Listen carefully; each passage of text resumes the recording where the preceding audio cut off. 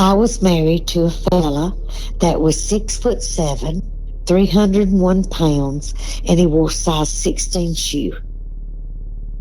I know what big looks like. And I'm telling you, he was nothing compared to this thing.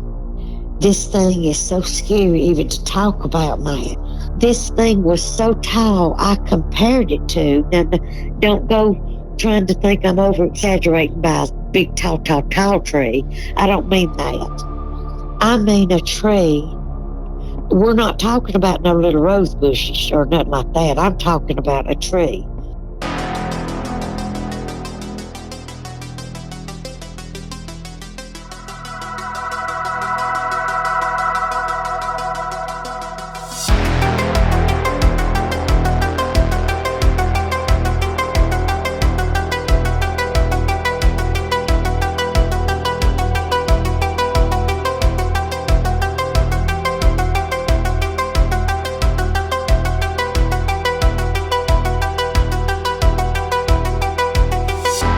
This is Bigfoot Crossroads. My name is Matt, and joining me is Celena.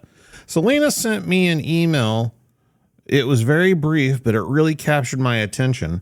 And so I just immediately asked her if she'd be willing to come on, and she said yes. So Celena, thank you for joining me, and welcome to the show.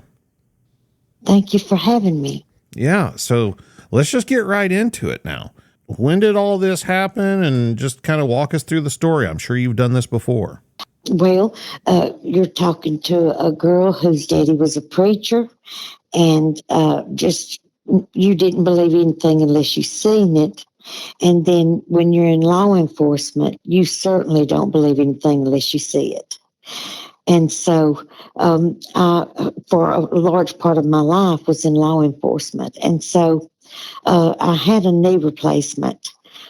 And so I was moving around a little slow. You know how they give you the little walkers and all to walk on till you can build up your strength.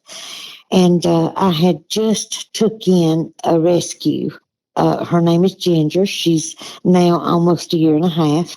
But I was trying to potty train her. And I lived right next to Gadsden State College. And the college and my backyard shared a fence. And it was 3:09, I believe, in the morning. And I know when they start sniffing, that means they need to go out to the fence in the backyard. So I was like, oh, Lord, this is the coldest night of the year. Gadsden, Alabama never gets, unless it's in the 20s or maybe the teens. They never drop down to 9. But that morning at 3:09 or whatever the time was, it happened January of this past year. It was 9 degrees, and I thought, Lord of mercy, I'm just going to open the door, the back door. I'm going to let her out, and then I'm going to close it back. Because, you know, women, they wear their sleep shirts and no house shoes just to open the door for the puppy. Hey, I do the same thing with my puppy. And so you just don't want no messes on the floor, so you're on top of it as soon as they start sniffing. Anyway, so I open the back door. I let Ginger go out, and she goes out, and I start to shut the door back, and I see something in the sky, and my eyes at that time, because it's nighttime, it looked like it was reddish. And I thought, Lord, that looks like a fire in the sky. But, you know, that sounds like that movie or something. So I Sure. said, how silly do I sound to myself right now? Anyways, what I do, especially now that I'm getting older, I take my phone and zoom into things so I can see it better. So I went in there, limped in there and got my phone. And then I come back, and then I put it on record, and I looked at it. And I was talking. I said, what is that? You know, anyways, and come to find out, when I zoomed in, it was not the color of fire. It was a pink mass. The outside of the mass was still as could be, but on the inside of the mass, you could see something trying to bust out the top, bust out the sides of this thing, bust out each side of the bottom. It was the craziest thing I've ever seen. I thought, what in the world am I looking at? So I zoomed in closer. You know how you do. It's just zoom in closer. And I thought, okay, this thing, whatever's inside this pink mass, is trying to bust through each part of this.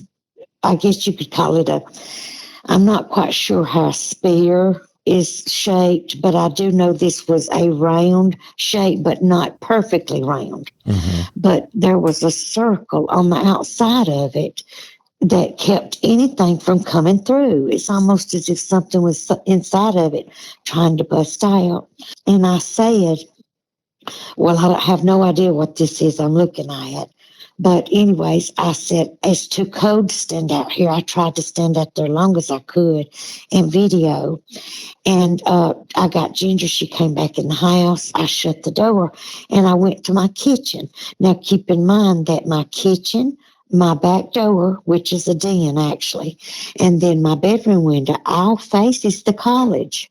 So I should have been able to look out either one of those windows and see this thing, to keep watching it. Yeah. But I could not see it through my bedroom window, my kitchen window, or the den. I had to open that back door to take a look at it again. Huh. I don't know why I couldn't see it through glass. That didn't make a bit of sense to me. But anyways, the next day, that day, because it was already 3-something in the morning, it was Sunday. So I, with no sleep, went to my Sunday school class. It was bothering me so bad. And I said, does any of y'all know what this is? And they're like, Lord, no, Celena, that thing, it just keeps changing shapes, and it's just the strangest thing I've ever seen. Well, I went ahead and I just, I couldn't move on, and I said, there's something going on over here. and it's right by the college and right over my backyard, and y'all need to come and look and see if you can pull footage from the college. I mean, that's what I was telling them, I said, but you can see my video too, because I have a video also. Anyway, so needless to say, that just, died down, and I had forgot all about that. Well, August the 7th, because of my knee replacement, I took a job that wasn't so dangerous, but yet it can be, because it was still kind of law enforcement, and it is still dangerous because people don't like you approaching their homes with court documents. Sure. They get very defensive.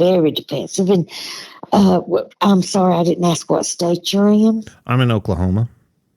I'm in Alabama, and as you know, we love shotguns. We do. So down here, when you come around somebody's property and they don't know you, especially with some papers in your hand, they get real defensive. And nobody wants to see the process server. That's exactly what I'm saying. So anyways, I thought, okay, I'm a de-escalator. I've got to make this, when I approach people's home, I smile from the time I get out of that car. I do. I smile so big because I want them to know that whatever's coming at them may be paperwork and it may be court documents, but that don't mean that I'm going to be a very unapproachable person. So I try to use professionalism and smile and just go and approach them and knock on the door with a smile. And you wouldn't believe how much that helps. There's only been a couple of times that it hadn't. But if one person touches you with a new knee, you're going to fall and lose your balance, I'm telling you. So I had to be careful, but I could not go out there and go to work and make money, So anyways, August the 7th of this past year, 24, I get an assignment to go to a county road in Piedmont, Alabama. And I am, just enjoying the drive. It's a beautiful drive down a bunch of country roads. I get to the address, and it's, I want to say 5 or 6 miles before you make it to the only 2 houses on the road. And so I was like, this whole road was just forestry. I mean, it was so pretty. And so I was really enjoying the drive, but I had already been there now 3 days prior. I went one day at 12, one day at 3, one day at 5 p.m. And I never could catch the one I was supposed to serve. Well, I would have to show you on my hands, but they live across the road from each other, but on the same piece of property. The son lives here, which was the one I was serving, and his parents live right across his driveway. So basically the same piece of property.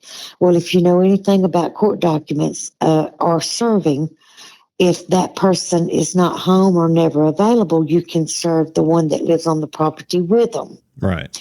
It's called a subserve. And so I thought I'll just go to the parents' house, which is right there across his driveway. So I pulled in with my flashers on. Doors locked, just something that I do just to make sure before I get out of the car that things are safe. I survey the scene, Anyways, and so I just pulled to the end of the driveway and I sat there for a few minutes and I thought I'll pull a little closer, but there's a great, big, large black dog. And I just did not feel safe getting out. So I pulled up closer to the carport, which was connected to the house itself. And I thought I'll just sit here with my flashers on. And this time I thought if I went early enough, I could catch them as they're leaving for work. Mm-hmm. So I got there a little after 7. I think it was not quite 7:15. It was foggy outside, but the sun was supposed to be totally out. In other words, right before the sun totally pops out. So I could see real good. And I pulled up a little closer. I said to the carport, they had some very nice things. They had a brand new, now I have told this story already, and here I am forgetting. It's one of those brand new Broncos. I love those things.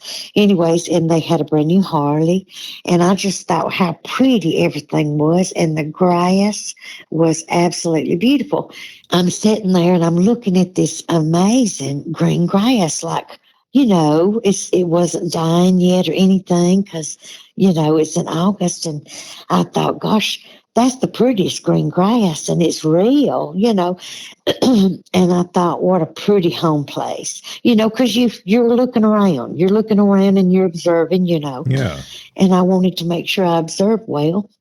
And so I thought, okay, I kept my eye to the right on that house just in case maybe I seen a lamp come on, a light come on that's getting up fixing their coffee, or maybe coming out the door with a shotgun. I didn't know. You never know. So I just kept my eye on that house. And then if I didn't see any movement or anything, I'd glance back up, to look towards the carport, which I was sitting right behind the vehicles, and just thinking how pretty everything was, honestly. And so I just, all of a sudden, just something told me, I just looked to the right at the house again, no movement, glanced back up to the front where that beautiful green grass was. I call it a green meadow because it was so pretty. And about that time, something humongous, and when I say humongous, that is such an understatement. I'm sitting here with you. This was something that I said only Hollywood could make up. This is how big this thing was. The mass, the thickness, the muscle, the hair, the amount of hair it had. I was looking for, Lord, I got chills, something off. I was looking for anything as far as a facial expression, any kind of facial expression on this thing. And that's when you start doubting because something is not supposed to be that large. You know what I mean? That's when you start saying, okay, Celena, did you pull into the yard and you thought you observed well, but you didn't, maybe you missed a big, large piece of plywood that was painted black, or, you start running all kind of things through your head, And I thought, okay, this thing is not a piece of plywood because it has legs. And so you're trying to talk yourself into maybe, maybe this thing, just is something like a sign, but it's cut out like a human. It's just a large, much larger than a human. You're just going through all kind of scenarios. And so I thought, okay, let me grab my trusty phone, so I can zoom in and make my mind at ease. Because if I zoom in, I'll know exactly what it is, and then this will all be, Okay. So I reach and grab my phone, off the windshield, glance back to that right now, although that thing's standing in front of me, that scared me to death. I glanced to the right, make sure no shotgun is heading my way, and then I glanced back up, and when I did, there was a gray, teeny-tiny, little skinny, bony. I use the word scrawny because Alabama, if you are malnourished or your ribs are showing and your cheekbones are showing, we use the word scrawny. But anyways, this thing was cheekbones protruding. You've seen its face. It's even lines on its head. It was crazy. Didn't have much hair. It was silver and gray in color, but so small and skinny, and just looked so malnourished, standing next to this giant of a thing. And I mean, they were right next to each other, and they were being so still. And it, excuse me, I said, in my mind, I am sitting here with chills. I said, in my mind, I was thinking, I know I'm not crazy because now there's no longer just a black thing. It's also got a gray small thing standing beside it. So let me, and I did click, with my picture, took a picture. It was hanging on my windshield on one of those rubber holders that you drive down the road without having to touch your phone. And I grabbed it off the windshield and I said, click. And when I did, I took my phone, put it back down because, see, I've been shot at. And if you've ever been shot at, you do not want to have that happen. So I had that on my mind, plus them. Okay? And so I was still glancing back to the right. If you could just picture my head turning to the right, looking towards the house, because I was sitting behind the cars at the carport. Yeah. And so I said, okay, I can't stop and look at this now.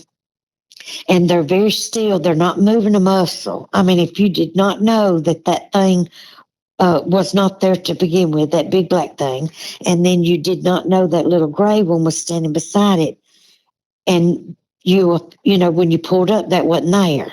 So I just was in my mind doubting everything about what I was seeing, what I was thinking. And so I thought, okay, back up. Okay, I was so in shock that I absolutely am 54 years old, and I have drove for years and never had a problem putting my car in reverse.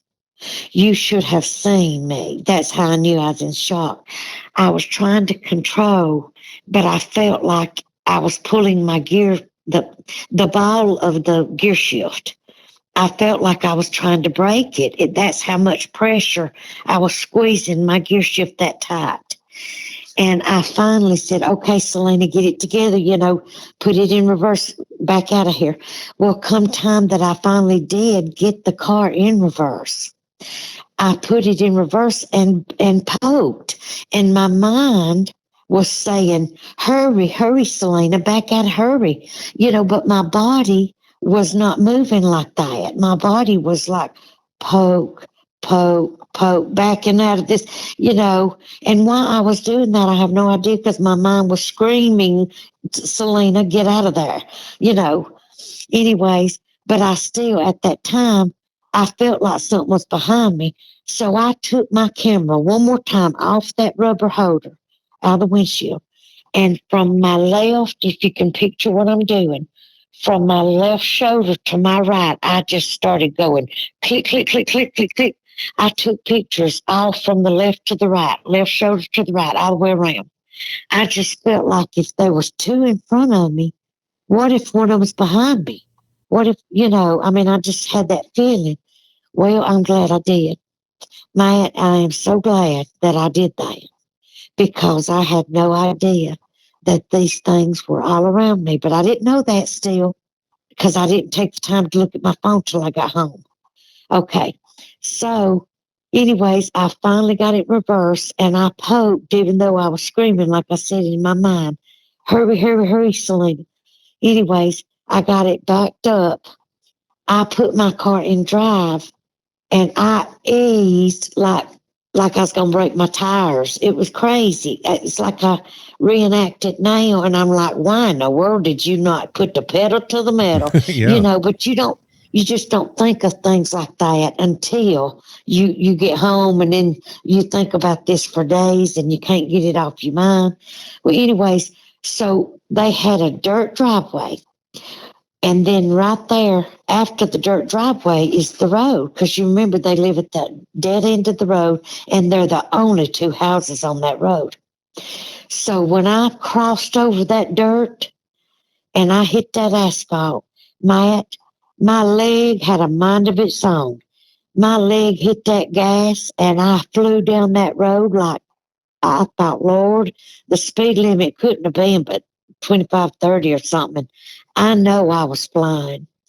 Anyways, I got to the stop sign and I looked to the right and left. Didn't even want to stop at the stop sign to tell the truth, but I was scared I'd kill me or somebody else.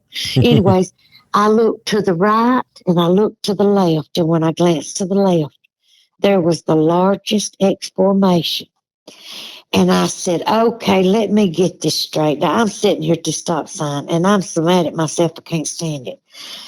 I said, I have been here. This is the fourth day in a row trying to do a serve, make some money, And why have I passed that big old X formation and never seen it out of being there 4 days to and from? And so, Lord, that bothered me because I thought that wasn't observant, Yeah. So if you're like me and I'm meticulous about a lot of stuff, I have, what do you call it, OCD? Anyways, so I thought that bothered me that I had drove past to and from, past that thing 4 times, never seen it. Anyway, so I go on to the next stop sign, take a right. It heads me straight back to 278. I didn't need GPS after that. And I had already been 4 days, but you're talking about a lot of back roads. So I kept my GPS on until I hit a road or a highway I was familiar with. So I hit 278 and I absolutely cut that GPS off. Anyways, and I thought, Lord, get home. And you can hear my voice shaking. I know you can. And I said, get home and show somebody. So the first thing I did was I got home and I sent all my pictures to my friend Sandra and her husband. And I said, please look at this and tell me what you see. And Lord of mercy, they said, Lord Celena, I mean, what did you capture? What did you take pictures of? What in the world? And I said, okay, that's my friends. And I'm scared they're partial. What if they're just being sweet? You know what I mean? That's my friend. So I need a stranger to look at this. But I also wanted to call the owner of that property and the one that I was supposed to be serving. So, of course, I called him and he didn't answer. So the next day, I said, I'm going back. I'm going back to see if there's anything else in that yard. I'm going back to not only, first of all, to try to make a few dollars, but most of all, it wasn't even about the few dollars after that. It was about making sure I wasn't seeing things. If I go back and that same thing is still there, I'll know that I wasn't seeing something hairy and humongous and something that shouldn't have never existed and the little great thing beside it. But now I'm telling you, I got to tell you something about the great thing that don't let me forget. Okay, so I go back the next day. And I'm not nervous. I'm in a locked car. You know what I'm saying? But yet I'm still kind of uneasy because I wanted to prove to myself I wasn't crazy. So anyways, I do that same thing, turn my flashers on, turn into the driveway. And when I did, a little sweet lady come out, sweet as can be. I called her a Southern Belle. She's so sweet. She come out with a towel on her head and she said, can I help you? And I said, yes, ma'am. I said, I went to your son's house the last few days and I said, he wasn't home. And I said, so I come across the street because I know you're the parents. And I said, I've been here the last few days, But yesterday, I captured something on my phone and I took pictures, and I was wondering if you would look at it. And she said, Lord, yeah, honey, I just got out of the shower. I got a towel on my head. She said, but let me run in the house and get my eyeglasses. And so she ran in the house. She took off her towel off her head, and she come back out with her glasses on. Well, I handed her my phone, Matt, and she just, that sweet smile and her demeanor just totally went away. It was like, Lord, I have sat here and upset her because I told her how to work my phone and slide her finger to the left just to look at all the pictures, you know. Yeah. And all she would say to me, man, all she would say was, I just don't know what to think about this. I mean, picture a woman that's saying, sure, let me get my glasses and smiling and all that to saying, I just don't know what to think about all this. I mean, with a straight face and totally a different disposition than what she had before. And I said, okay, well, I am so sorry for bothering you. Thank you for accepting your son's paperwork.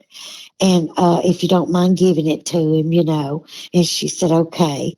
And I said, thank you so much for your time and have a good day, you know. And I just backed out and left. And of course, nothing was in the yard, nothing at all. And so I said, okay, so that shows me I'm not crazy. First of all, there was nothing in that green meadow. Second of all, I've got a woman thinking that I'm either crazy or maybe casing her yard or something to see if I could come back and steal something. Her disposition changed so much. I thought I've upset her. Upset her. Anyways, needless to say, just like days went by and I was like studying them pictures, and I thought, I'm not crazy. I have captured something that does not exist, and is not supposed to exist, you know. So I'm studying these things daily. And the more I'm studying them, the more I'm seeing. And I'm saying, Lord help me, because it's bothering me that I seen something so scary. And so anyways, it's a Saturday. And on a Saturday, I'll never forget, because it was the following Saturday that I met him. On a Saturday, I get a phone call from the original son that I was supposed to have served, remember, but I gave it to his mama. Okay. He calls me and he says, Celena, and I'll just call him Earl. And I said, hey, Earl.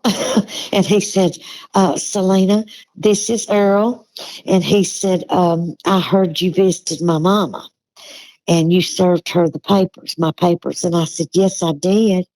And he said, and I heard that you gave her and showed her something else, some pictures of some things you caught on the property. And see, he was sounding firm. You know what I mean? Like, I thought, oh my God, now I've got the mama upset. Now I've got the son that I was supposed to originally serve upset. And I thought, he's fixing to cuss me out. That's the first thing I thought, you know? Yeah. And for maybe bothering his mama or even going over there. I mean, I just knew he was fixing to give me down the road. And he said, Celena, he said, can you meet me? Now, keep in mind it's Saturday when he called me. He said, can you meet me here at my house next Saturday at 12 noon? He said, I want to see what you caught on your phone, and I've got something to show you. And I'll show you what I got. You show me what you got, I'll show you what I got. And I did that. What you got? You know what I mean? Yeah. I changed my disposition at that point, Mike, because I thought, what in the world is he talking about he's got? Well, anyways, needless to say, of course, all week, driving myself crazy, you know, about how that meeting's going to be Saturday. I got there, And when he opened the door for me and told me to have a seat, well, he had a little girl. She looked to be about 11 or 12. And he told her, said, so-and-so, I'm not going to say her name either. He said, so-and-so, he said, go on to your room now. Me and Miss Celena has some things to discuss.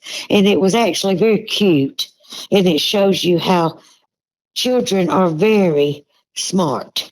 She turned around and whipped her hair and said, is this about Bigfoot? And I got tickled because it kindly broke the ice. You know what I mean? He thought that he was protecting her from this subject, and she undoubtedly had overheard him. Yeah. And she whipped her hair around and said, is this about Bigfoot? And I just thought, both of us just kindly grinned, and it broke the ice. You know what I mean? And the next thing I know, she goes to her room and he whips out, not a phone, he whips out these photos that you go get developed at Walgreens, or, they're on the paper stuff. Yeah. They're on paper glossy stuff. And I said, Lord of mercy, he's got the hard copies. And anyways, he whips out some pictures of 14-inch footprints, 17-inch footprints, 22-inch footprints in the snow. And he tells me, Celena, he said, this has been going on for years. He said, my grandparents had a house to the right of me out here. And he said, it's tore down now because they're passed away. He said, but she called me up her house so many times and said, hurry, grandson, get up here. They're outside in my garbage. He said, she said, they're outside in my garbage again. I can hear them talking. I can't understand them, but I can hear them talking. They're going through my garbage again. And he said, you wouldn't believe the times I've had to run up there, and I could see them running away. And he said, so finally I got to where I'd get me a big spotlight, And he said the next day we would go out there and measure in the snow the footprints, and we got pictures and all. Well, do you know what bamboo is? I do. Okay, I didn't. Anyway, I knew that in Alabama. I found out later because I asked questions about it. But people in Alabama, they're too hard to break. And I even tried to break a small piece after learning this because my car tore up one time, and I was sitting near a shop that had and I thought, how pretty, because the rings around them and all. And I thought, I'm going to break me a little piece of that off and take it home, see if I can plant it. Well, honey, I couldn't even break the tiniest little tiny twig off. They're so hard to break. But anyways, in Alabama, people make homemade fishing poles and they saw them because you can't break them. Yeah. They saw him with a saw. Well, anyways, he showed me pictures of his yard or his grandparents' yard. After these things, they just stepped on them and just broke them like they wasn't nothing. If you could it was like stepping on glades of grass. They had smushed these things down. You could tell none of them had been sawed or nothing. It was just, they were pushed over and stepped on. Wow. And he told me the mess they made and showed me the mess they made in their yard. It was a sight to see the mess they made of these people's yard. He said, look over here, look at all these trees, how they tore them down. Anyways, he had pictures of everything. Well, like I said, call him Earl. I said, okay. I said, Earl, you've told me you've looked at my stuff. I've seen your stuff. I said, can you tell me when I was doing my round pictures, clicking all these pictures, that I caught pictures of an old shed. He said, Lord, that shed, nobody goes in it. The ceiling's falling in. And he said, it's dangerous. So nobody goes in that old shed. He said, I said, well, I captured some pictures of some things in the old shed that I didn't even know what they were and still don't. To this day, I don't. And I said, can you look at them and tell me, what you think they are? And he said, well, I know it ain't humans because ain't none of us been out there. We're scared to go in the building or the shed. And he looked at it, and it was three faces. one very clear face at the bottom of the ladder at the inside the shed, and then one face facing the right side with a large nose. You can see eyes and everything. And then the one way above those two, like way up much, much higher, with a white cowboy hat. And about that time, he said, Celena, I don't know about these two, but that looks like my granddaddy. Wow. Well, I knew his granddaddy. He had just told me his granddaddy died a few years ago. And I said, I just made the strangest face. I did that thing again. I said, I don't know nothing about all that. I'm glad you're telling me that you recognize and know that these creatures are what you call a Bigfoot. But I have no idea about your granddaddy or those things standing beside your granddaddy. I have no idea. Anyways, it was one of the most unreal experiences. It's still, well, this happened August the 7th. And then I met them, like I said, a Saturday later. It was unreal. And that's my story. And to this day, I can't get it out of my mind. But what haunts me the most is not even the things in the shed that I don't know what they are. What haunts me the most is that big black thing that I know for a fact that no human on the face of this earth could possibly be that big. The mass, the thickness, the wideness of the shoulders, just everything about it just was so large. The gray one, I mean, I'm shocked that there was a gray, a little older. I think it's an older Bigfoot. I'm assuming it has gray hair. It had some silver in the hair. But what I wanted to tell you about the small one, and I want you to keep in mind, I have some sense to me, okay? So when I tell you this, please don't think that I am psychologically unstable, okay? No judgment here. Trust me. Okay. The large black one, like I said, still haunts me. Everywhere I go, if I see even black out of the corner of my eye, I immediately turn. Just because the color of black scares me now. This thing was so abnormally large. But the gray one, as silly as it sounds now, it had it had made it.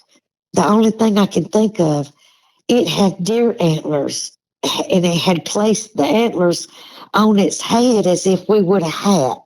Do you know what I mean by that? Yeah. Like instead of a beauty pageant crown or a hat, it had looked like he had put deer antlers and somehow made a hat to go around the top of his head, like a little. He placed them on. I know how it sounds. So you talking about having to struggle with some things that I have seen? That's the only two abnormal things that I've ever seen that I would call unexplainable to me. I mean, as far as something I could not explain. Yeah. And I just, for the life of me, I can't get over that. Not only did I see those two, but that I almost missed the opportunity to take pictures, to go left shoulder to right, and I would have missed the others in the picture. It appeared to be and I say appeared because in law enforcement you use the word appeared to make sure you cover your rear. Anyways, so I'm just telling you that, working for two different sheriff's departments, community corrections, you learn to cover your rear. And I'm telling you, I'm observant, and this thing threw me for a loop. This whole thing threw me for a loop. And it has till today, this very moment, talking about it. The only time, and sweet Les Stroud, I love how he's so to the point. I heard one of his podcasts, and he said, and I quote, these people that get on here and cry and tell their Bigfoot stories, let me tell you something. When you relive it, you want to cry all the way through it, but the parts that bother me, and if I ever break down, it's describing the big black one. And it's describing how that I couldn't even get my own car into reverse because of the fear and how I caught myself when I crossed the dirt onto the asphalt to leave. I actually made a noise and it made myself aware. I said, "Oh my Lord, I've been holding my breath." I made a noise like, huh, you know what I mean? Like Yeah. I had been holding my breath. I had literally been holding my breath, and I made myself aware by making that noise. And I thought, Lord, Celena, you've been holding your breath this whole time, you know. So it's just a scary thought to think that they were around me and I didn't even know except for the two that was in front of me. And that was scary enough, you know. So the fact that they stood so still and like I said, I knew immediately that it had legs, so I knew I wasn't crazy there. I just thought maybe, you know, you never know if there's hoaxers or something. Right.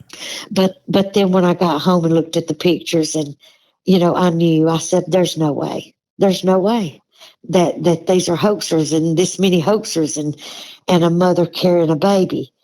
And it just so happened that the mother had the baby sort of sitting on her hip and the baby was reaching up, grabbing the mother's face. That amazed me, you know, because I almost missed that. If I wouldn't have did the left to the right shoulder thing, I wouldn't have got all that. I wouldn't have got the shed. I wouldn't have got the others. And there's one that's is trying to hide in some kudzu. And if you know anything about kudzu, it's very thick and just all over the place. Yeah. And this thing has the strangest haircut of anything I've ever seen. It's got a large nose. I don't know how to describe it except for, you know, its body has fur, but its face is like got just skin and it's got a large nose and the most strange haircut that I have ever seen on a creature in my life, which I've never seen creatures until this moment, you know, when this happened. But I've seen videos and stuff from TV because I can't think of nothing else now, you know, so that's all I watch is. Right. And, well, I told Tex and I also told Brent from the show I did earlier. I said the closest thing that I can describe, but from all the documentaries and the videos I've watched, and my mother was a seamstress. And that may sound silly to you, but if you have helped her sew for years and years and years, you know that when material moves and when it bunches up, that's some kind of outfit, right? Right. You know that that's not the skin itself. Okay. So when I tell you that I notice when people are hoaxing, I catch it pretty quick. You know what I'm saying? Because material moves. You know, Yeah. material moves where skin sets still, material moves in bunches and stuff like that. So I was watching a documentary one time, or excuse me, clips of documentaries and pictures and stuff. And it was in Canada and it was a state park and it showed a Bigfoot had killed a deer. And the deer, of course, there was blood trails and bones hanging in trees, and it shows it trying not to move. And I want to say Kahn or maybe I'm not spelling it right. Kahn or something like that, some state park in Canada. Well, when I seen this thing, I lost my breath again. It was like seeing this thing all over again. Huh. And I said, that's the closest thing that I can maybe compare, you know, as far as the way it was standing there with its hair in its you couldn't see no facial features, but you seen this thing standing there not moving. and this little gray thing beside it, and its hair was covering all its facial features. Well, I am an eye to eye person. I want people to look me eye to eye, and I want to look them eye to eye when I speak to them or look at them. And so the fact that this big black creature had hair all in its face, there was no features showing, but you seen the arms and the legs and the, you know what I'm saying? You seen all the fur, or I say fur, but I mean hair. And then the little bitty, scrawny, skinny, bare, furred, malnourished gray one was standing right beside it. And there was such a difference. You know what I mean? Yeah. Just, it was like night and day, as they say, but I still can't believe that I ever seen a creature that large. I mean, that they even exist, because even the ones that I've seen on YouTube and the documentaries, I can't imagine even their size. Even this thing was so large. Something this large, I said, could only be made in Hollywood. I mean, that's the only thing I can tell you, because there's no human could ever be that large, no matter what sport they play or how many pads or pillars they stuffed themselves with. This thing was pure mass. And the shoulders, when people tell you these things' shoulders are so long and they're 3 and 4 foot long, I'm telling you that this thing's shoulders, my Ginger is, when she stands up on her hind legs, I joke and say she comes to my hip. She comes to my hip even though she's a year and a half old, or almost a year and a half old. So I say she's 2 of Ginger. That thing's shoulders was 2 of Ginger standing up, you know, on her hind legs. Yeah. And that's pretty long. That's pretty wide. And then when people ask me how far away, I tell them that I'm not good at distances, but I can tell you this. My car was sitting behind the new Bronco and the new Harley. Okay, it was in the carport. Okay, right in front of this carport, I would start measuring. Well, I'm not good at measurements, but I will tell you that I did run a 50-yard dash, and to me, that's how far away they looked. So when people look at my pictures, I say, please understand, I was shaking, I was in shock, and everything around them was green, like green trees, green grass, green, so, I'm trying to tell you where to look and what to look at, but they're self-explanatory. And thank God, M.K. Davis, when I went on World Bigfoot Central, he was my very first interview. And when I went on there, M.K. Davis, God love him, took some of the blur out. And when he did, Lord, that big black creature, it stood out like no tomorrow. And it was like taking my breath again. I mean, it was crazy, because people don't realize, I didn't realize these things were even real. So, when I heard about it, I was like, yeah. Yeah. You dismiss it. You dismiss it because, and you don't mean any disrespect to anybody. You just have never seen it yourself, so therefore it's not real. And so I'm finding that out the more I tell my story, that people are saying, yeah. Well, what makes me so mad at myself, Maya, is instead of having the sense to go to look at the little bottom of the phone where it says picture or video, I'm mad at myself for not hitting video. That's why I'm mad. But I think I was so much in shock, I'm surprised I grabbed my phone, I mean, you don't even think about those things at the time. Right. So if I could have a redo, if I could redo any of this at all, well, first of all, I don't know if I'd have even wanted to see this big black thing at all.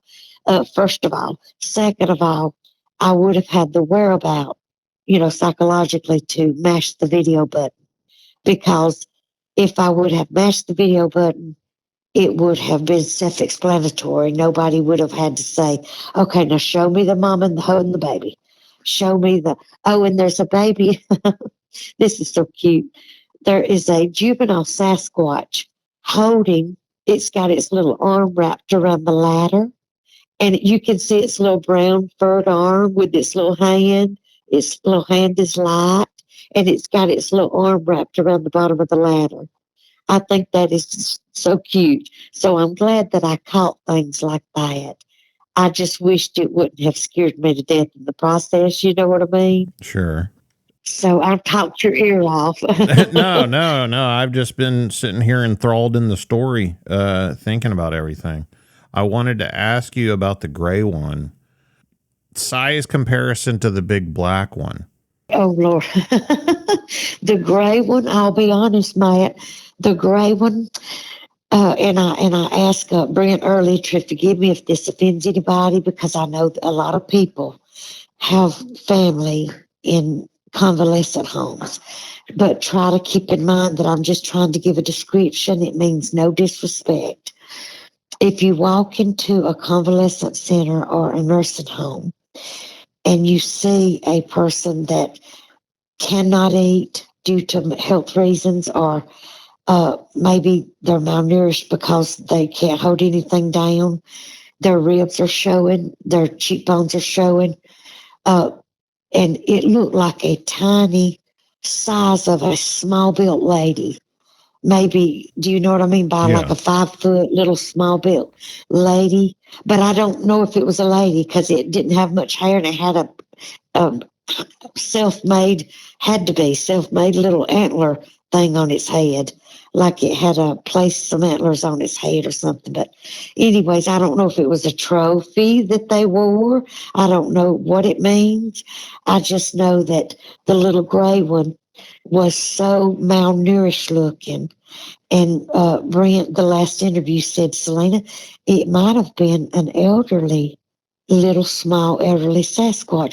And I thought, you're right, because I didn't think about that. Yeah. So when I compared it, and he actually said that after I mentioned the convalescent or nursing home malnourished patient. You know what I mean? If I was comparing the two, he come out and said, well, excuse me, he said, what if it was an elderly? Maybe, they're up in age and they've got maybe small and skinny, and, they're showing, because their cheeks and everything. I'm serious. Everything was showing. I mean, cheekbones to a T. A woman that is a size 0 would dream of having those cheekbones. You know what I mean? By the way they were protruding. It was amazing how skinny and slim and malnourished this thing looked compared to this giant. What about height-wise of the gray one? Where approximately does it come up to the black one? Well, that's what I was telling you. It appeared to be like a little 5 foot, maybe a little 5 foot little something, like a malnourished little elderly lady or something. But I don't know if it was a lady. All I know is I can tell you that's, us comparing sizes and people to being sick and malnourished in nursing homes. If you was comparing it to size and height and everything, it would look like a little small built, skinny little malnourished person, whether it be a small male or female. The big black one, I couldn't even tell you. All I know is I can say this. I was married to a fella that was 6'7", 301 pounds, and he wore size 16 shoe. I know what big looks like. And I'm telling you, he was nothing compared to this thing. This thing is so scary even to talk about, man. This thing was so tall, I compared it to. Now, don't go trying to think I'm over-exaggerating by a big, tall tree. I don't mean that. I mean a tree. We're not talking about no little rose bushes or nothing like that. I'm talking about a tree. So I would say, and this is me trying not to overestimate, I would say he was nowhere under 8, but nowhere near 11 or 12. Do you know what I mean? He was nowhere under 8. He couldn't have been. There's no way. And so, because I would recognize that immediately. This thing was over 8 foot easy. And so if I had to guess, I would say 9 or 10. And that's me guessing because the little gray one was so tiny. It almost looked like a kid compared to this big wall of a thing. Yeah. And remember, solid black, hair all in its face. And if I did not see its hands and its legs and its arms, I would not have known for a moment there what I was looking at because his everything hair was covering up his face. That's why I compare it to the video. I just wish to goodness I remembered it earlier.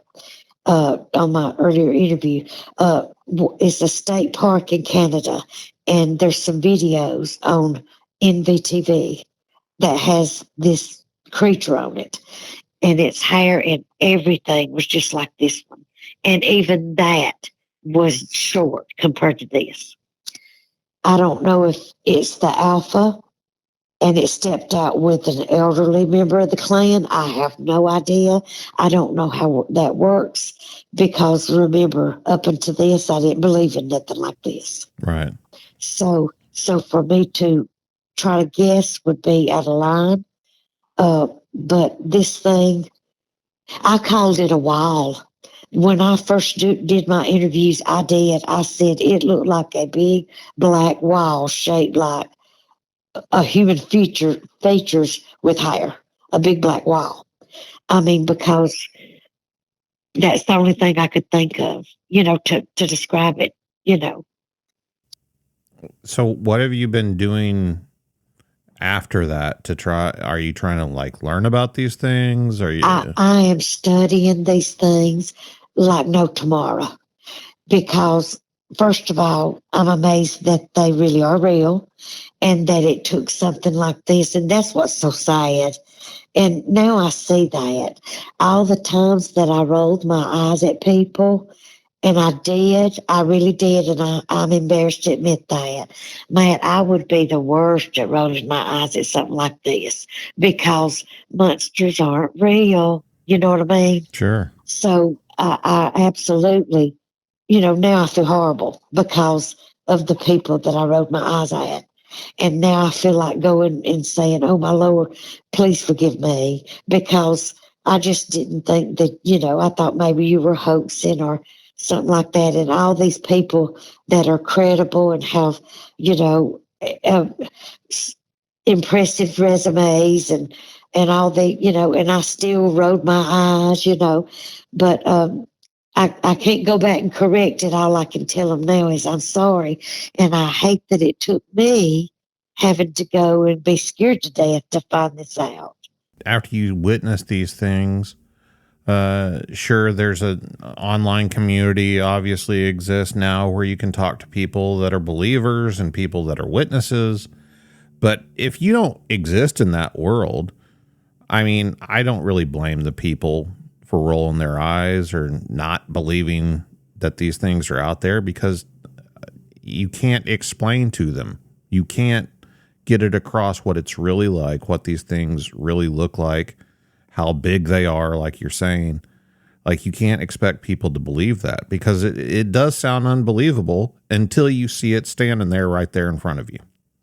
Right. And that's why I said I don't understand how I was even in a position to even grab my phone to take even a picture. You wouldn't believe the state of mind I was in. I don't like to be like that. I mean, have you ever seen those people that likes to be at all times, in control, know what they're looking at, know what they're reading, know what they're, I have that kind of complex, you know what I mean? Sure. And so the fact that it went from that kind of Celena to the Celena that was confused and didn't know how to put her car in reverse, I'm embarrassed to tell people about that. Do people think that this is fun to tell people that I went slap out of my mind for a moment and forgot how to drive my car? You know what I mean? It's embarrassing. I mean, it's really embarrassing. I mean, there's a lot of key elements to your story that kind of make sense based on things that I've heard over the years. I've been doing this for a really long time. See, and I've been doing this, not telling my story. This happened August the 7th. August, September, October, November, December, January. This is 5 months since that happened, okay? Yeah. And only 3 months, 3 months have I got on that computer and said, is there anybody that has seen anything similar to what I've seen? That's what it's only been 3 months. So you're talking about trying to learn and see anything I can see or listen to anybody's story that I can hear so that I don't feel so inadequate. Do you know what I mean? Yeah. Yeah. A lot of people go through that very same thing, those same emotions. I was just going to say, I started this journey in the early 2000s. I had my first sighting in 2002, and it's still something I think about every day. I thought it was just me because if I see black out of the corner of my eyes, I immediately glance to the left, or the right, or whatever I'm looking at, and it'll affect you that way. When you're driving down the road now, or I do, when I'm driving down the road and I'll be in the prettiest little community and it'll have the prettiest little houses. And I'll say how sweet this neighborhood is, or that's a pretty house. And then I'll keep driving and it hits the wooded areas with no houses. I immediately start looking on both sides of the road.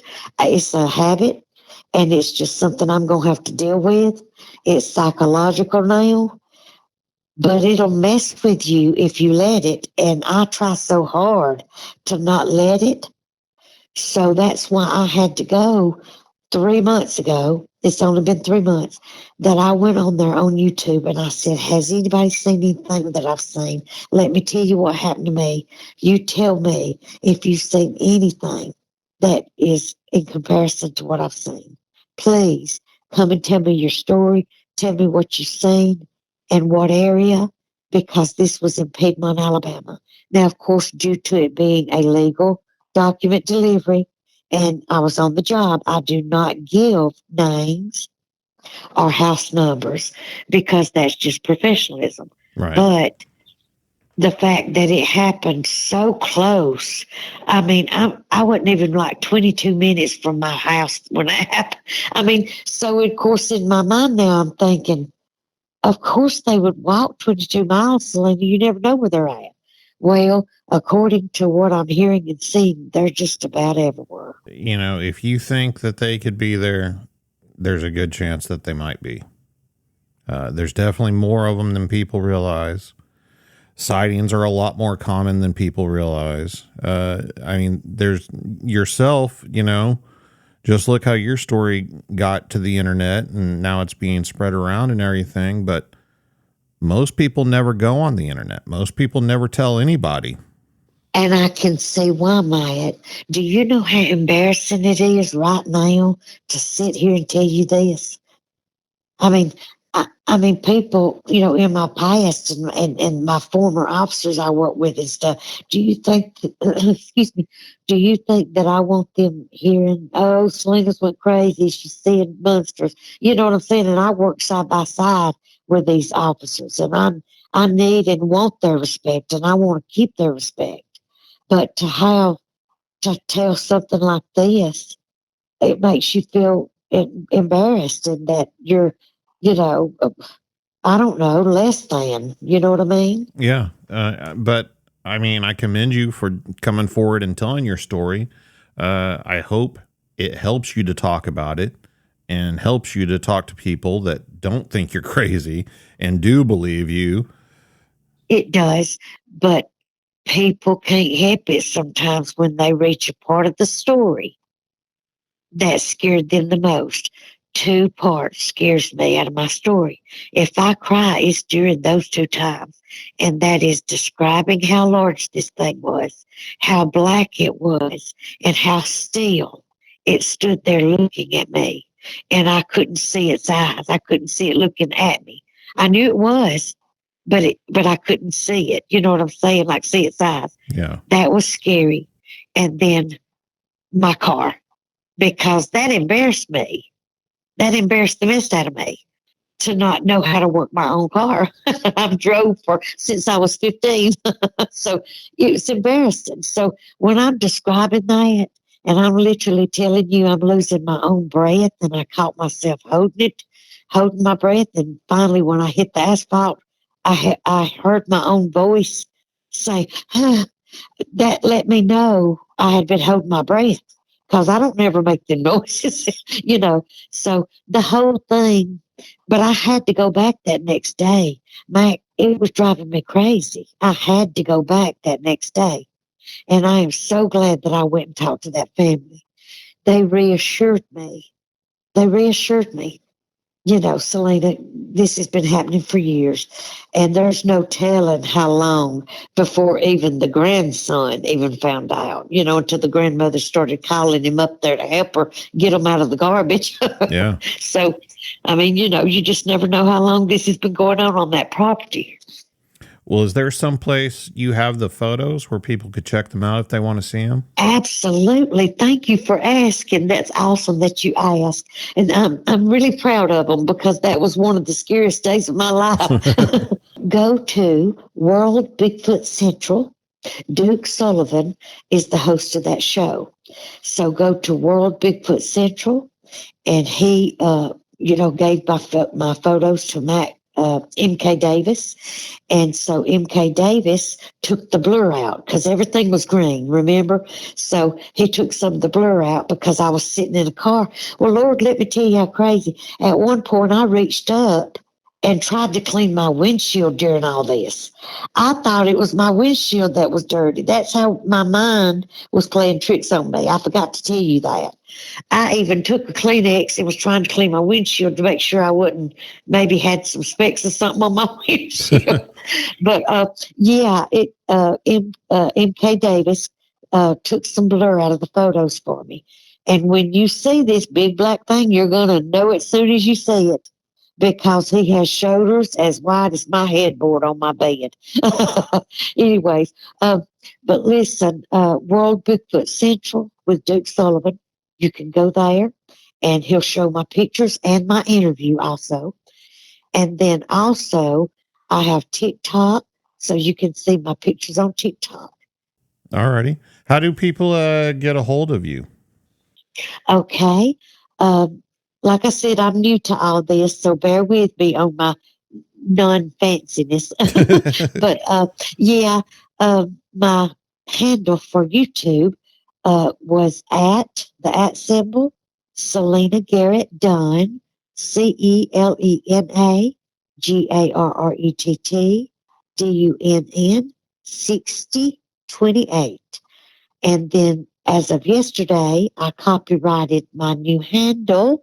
I didn't name myself. I said I come up with it myself, but I didn't. Somebody gave me a suggestion, and I said, okay, let's go with that. But it's called Southern Belle Bigfoot. All right, Southern Belle Bigfoot. Well, I appreciate you coming on here and sharing your story. I know you've been a busy lady, especially today, talking about Bigfoot and reliving this obviously traumatic event, life-changing event that's going to be with you forever. But I do appreciate it, and I know the listeners appreciate it, so thank you so much. Well, let me tell you something, Maya. I appreciate the fact that you let people get on here and vent, because that's exactly what you let me do. And I appreciate the fact that you let people tell you how they really feel about things without judging them. And I respect you for that. So thank you so much. I appreciate it. And if you've had your own Bigfoot encounter you'd like to share, send me an email at bigfootcrossroads@gmail.com. Check out the website, bigfootcrossroads.com. You can find links to social media, past episodes, merchandise, everything you need all in one place. And until next time, remember, there's something in the woods.